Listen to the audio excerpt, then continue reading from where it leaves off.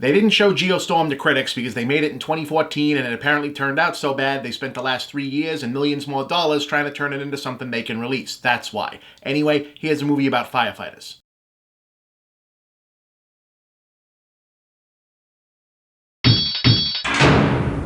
It's weird they don't make more movies about firefighters, right? You'd think the only thing more narratively and visually compelling as a film subject than a natural disaster would be guys whose actual job is to get all up in one specific type of natural disaster's face and, literally fight it. I have to imagine it's because fire is particularly hard to convincingly fake through special effects or work with for real, because if there was a job called like Tornado Fighter or Earthquake Puncher, you have to think we'd get like 5 or 6 of them every couple of months. In any case, Only the Brave is based on the true story of a firefighting team called the Granite Mountain Hotshots. Now, if you're not up on the terminology, I certainly was not, Hotshots are super elite outdoor firefighting units whose job is to go where out-of-control wildfires are heading and set smaller, controlled fires so the approaching bigger fire can be stopped in its tracks by not having any more fuel to burn. So, basically the most absurdly dangerous actual job you could imagine. As depicted in the film, the Granite Mountain Hotshots were actually a municipal fire team from Arizona who worked to become Hotshots because their hometown of Prescott was in a wildfire threat zone, and they figured they could protect it better than outside teams because they understood the land, but faced resistance from the firefighting establishment because they were too rowdy and unconventional in their methods.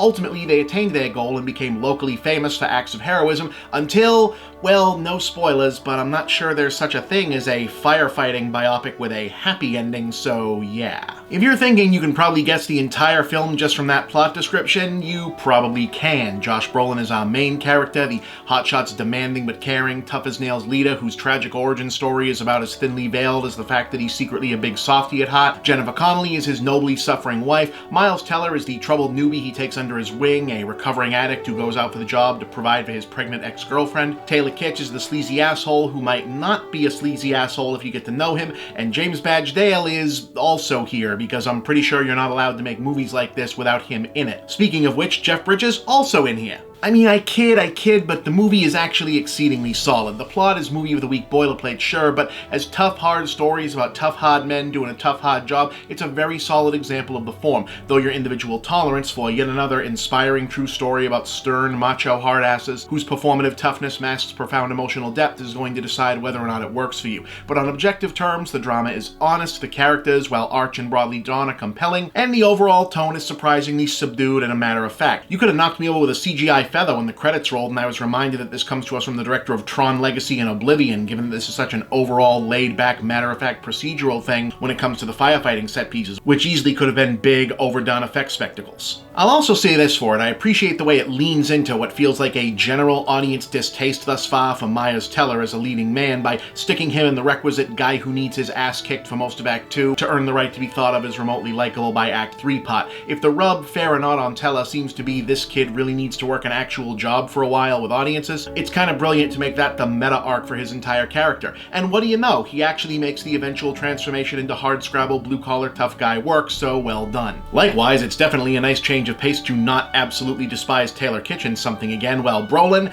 yeah, he kind of feels like they grew him in a lab specifically to play characters exactly like this, but it can't be easy to find a way to somehow underplay a hero who literally stands on mountaintops and has imaginary conversations with forest fires, but he finds a way. The bottom line with a movie like this is either you want to watch The Perfect Storm but for forest fires, or you don't. These sorts of films are rarely great, sometimes they're good, and this one's pretty damn good. And it must be said, as was the case with Logan Lucky a few months back, it's nice to see an actual good, smart movie set somewhere other than New York or LA. Only the Brave is no classic, but for a movie whose main long-term goal is to be a Father's Day gift for however long physical media is a thing, it's pretty solid. 3 stars, worth seeing.